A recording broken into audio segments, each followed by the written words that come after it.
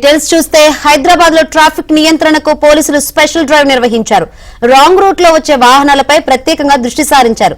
West zone, north zone పరిధిలోని పలు ప్రాంతాల్లో డ్రైవ్ చేపట్టి అటువంటి వాహనాలను సీజ్ చేశారు. ఆ వాహనాలపై చలాన్లు వేసి కోట్ల విజయభాస్కర్ రెడ్డి స్టేడియానికి తరలించారు. ట్రాఫిక్ నిబంధనల ఉల్లంఘనకు పాల్పడిన వాహనదారులకు పోలీసులు కౌన్సిలింగ్ నిర్వహించారు.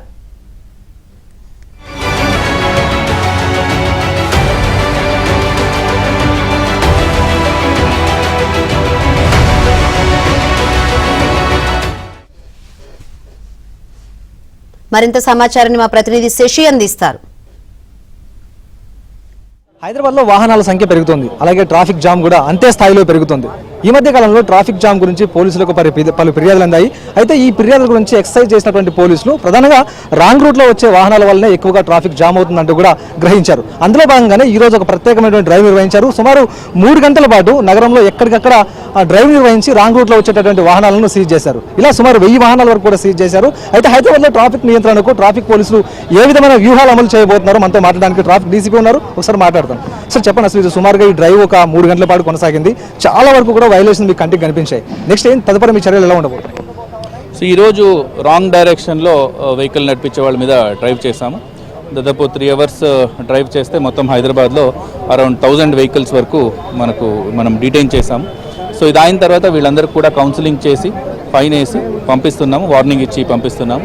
మళ్ళీ రిపీటెడ్ అఫెండర్స్ ఉంటే దాని వాళ్ళపైన మనం క్రిమినల్ యాక్షన్ కూడా తీసుకుంటాము. ఎఫ్ఐఆర్ కూడా చేసే అవకాశం ఉంటుంది. So we can go for FIR to అదే కాకుండా మిగతా రిపీటెడ్ అఫెండర్స్ మీద కూడా మళ్ళీ చలన్స్ ఎవరికి ఎక్కువ ఇంకా పెండింగ్ ఉన్నాయి వాళ్ళ వెహికల్స్ కూడా మనం స్పెషల్ డ్రైవ్ తీసుకోండి, కోర్టులో ఛార్జ్షీట్ కూడా ఇస్తున్నాం, వాళ్ళపైన కూడా సీరియస్గా వెళ్తున్నాం. అంటే ఎలా ఈ ప్రమాదాలకు ఎలా కారణం అవుతున్నారు సార్? ఈ రాంగ్ రూట్లో వచ్చేటువంటి వాహనాలు ఏ విధమైన ప్రమాదాలకు కారణం అవుతుంది?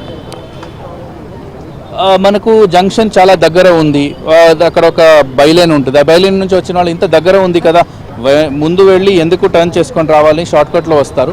బట్ అక్కడ నుంచి వెహికల్స్ వచ్చేవాళ్ళు వాళ్ళు రైట్ డైరెక్షన్లోనే ఉంటారు, వాళ్ళ పేస్లో వస్తున్నారు. సడన్గా వాళ్ళు కంట్రోల్ చేయకుండా వీళ్ళు కూడా కంట్రోల్ చేయకుండా ప్రమాదాలు అవుతుంది.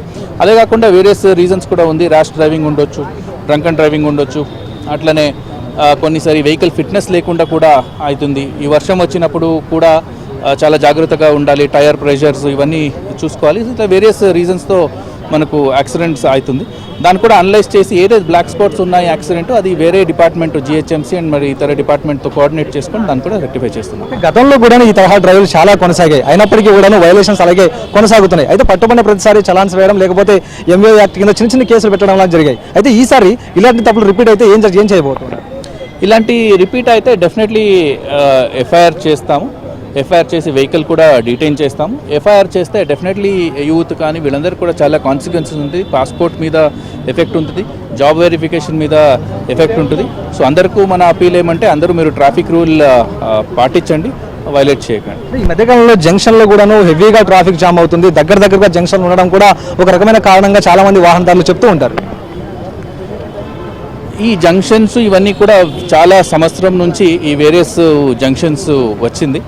ఎక్కడెక్కడ మనకు జంక్షన్స్ అవసరం ఉండదు అక్కడ మనము క్లోజర్ కానీ, లేదంటే 4-వే జంక్షన్ 2-వే చేయడం కానీ, లేదంటే అక్కడ ఫ్లైఓవర్ ప్రపోజల్ చేయడం కానీ ఇవన్నీ కూడా మనం చేస్తున్నాము. అన్ని స్టడీ కూడా మనం సిమ్యులేషన్ బేస్డ్ స్టడీస్ కూడా చేస్తున్నాము. ఏదైనా ఒక డిసిషన్ తీసుకోవడానికి ముందు మొత్తం స్టడీ చేసి దాని నుంచి ట్రాఫిక్ ఇంపాక్ట్ ఏముంటుంది అది మొత్తం అసెస్మెంట్ చేసి డిసిషన్ తీసుకుంటున్నాము. ట్రాఫిక్ శ్రద్ధ లేకుండా సాఫీగా కొనసాగాలంటే వాహనదారుల పాత్ర ఎంతో ముఖ్యం. ఫైనల్గా వాహనదారులకు మీరు ఏం చెప్తారు? వాహనదారులు అందరూ ఒక్కసారి వాహనదారులందరూ మీరు రోడ్ పైన వచ్చిన తర్వాత అది ఒక పబ్లిక్ అంటే మీకొక్కరికే కాదు అందరు పబ్లిక్ అందరికీ ఇంపాక్ట్ అవుతుంది. It's a public space. So మీరు వేరే వాళ్ళకి మీరు ఇబ్బంది చేయవద్దు, సో మీరు కూడా ఇబ్బందికి గురి కావద్దు. దానికోసమే కొన్ని రూల్స్ ఇవన్నీ ట్రాఫిక్ రూల్స్ ఇవన్నీ పెట్టాము. సో అందరూ ఆ రూల్స్ ఫాలో చేస్తే డెఫినెట్లీ చాలా మంచిగా చాలా ఫాస్ట్గా మన ఎఫిషియన్సీ ఆఫ్ మూమెంట్ కూడా పెరుగుతుంది. బట్ మీరు షార్ట్ కట్స్ చేయడము, ట్రాఫిక్ రూల్స్ ఫాలో చేయకుండా ఉండడము, సిగ్నల్స్ జంప్ చేయడము, లేదంటే లెఫ్ట్ వెళ్ళే వెహికల్ని బ్లాక్ చేయడము, రోడ్ మీద పార్కింగ్ చేయడం ఇవన్నీతో మీకే కాకుండా జనరల్ పబ్లిక్ కూడా చాలా ఇన్కన్వీనియన్స్ అవుతుంది. సో అందరూ కూడా మీరు ట్రాఫిక్ రూల్స్ పాటించాలి. ట్రాఫిక్ పోలీస్ సహకరించాలని కోరుకుంటాం. ఇది మొత్తానికి వాహనదారులంతా కూడా ట్రాఫిక్ రూల్స్ పాటించాలి, ట్రాఫిక్ నిబంధనల విరుద్ధంగా ఎవరూ కూడా ప్రవర్తించొద్దంటూ పోలీసులు సూచన చేస్తూ ఉన్నారు. ఈ రోజు ప్రత్యేకంగా రాంగ్ రూట్ లో వచ్చే వారి కోసం ఒక స్పెషల్ డ్రైవ్ చేపడితే సుమారుగా 3 గంటల్లోనే 1000 వరకు వాహనదారులు రాంగ్ రూట్ లో వచ్చి పట్టుబడ్డారు. ఇందులో ద్విచక్ర వాహనాలు ఉన్నాయి, కార్లు ఉన్నాయి, అలాగే ఆటోలు కూడా ఉన్నాయి. సో వీరందరినీ కూడా మొదటి తప్పుగా భావించి వీరందరికీ కౌన్సిలింగ్ నిర్వహించి కేవలం ఫైన్లు మాత్రమే విధించి ఈ వారి బళ్ళను వారికి ఇచ్చేస్తున్నటువంటి సందర్భాలు ఉన్నాయి. అయితే మరొకసారి ఇదే తరహా రాంగ్ రూట్ లో వచ్చి ఇదే తరహా తప్పులకు పాల్పడితే మాత్రం ట్రాఫిక్ నిబంధనలు ఉల్లంఘిస్తే మాత్రం ఖచ్చితంగా వీరి మీద క్రిమినల్ సెక్షన్ల కింద కేసులు నమోదు చేస్తామంటూ పోలీసులు హెచ్చరిస్తూ ఉన్నారు.